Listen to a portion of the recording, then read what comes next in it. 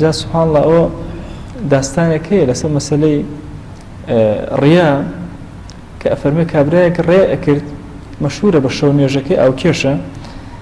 ئەوتان بۆ گەرمۆچ بەسەر دەرسەکان یادم کەوتەوە ئەڵێ کابرایەک شەو نوێژی ئەکرد هاتە سەر بانای قولەی بانەکەیان خەڵکی لە سەربان نەخەوتن بۆی خەبەریان بێتەوە ئەڵێ نوێژی ئەکرد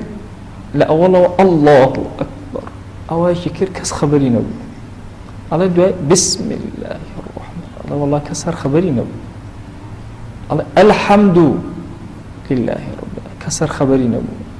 ئەڵێ مەجبور چاری نەما ئەڵێ قول هوەڵڵاهی بەدەنگی بەرز خوێن ڕکاتی دوێنێ بەدەنگی بەرز خوێن ئەڵێ خەڵک هەر خەبەری نەبوو ئەڵێ نوێژەکەی تەواو کرد زیکری خوێن فائیدەی نەبوو ئەڵێ چوو بۆ مزگەوت پێش هەموو کەس ئەڵێ گۆزەیە ئەو دانرا بوو لەسەر ئاوی ئەخوات دەوتیان فڵان بەم بەیانە زووە ئەم ئاوە زۆرە چییە؟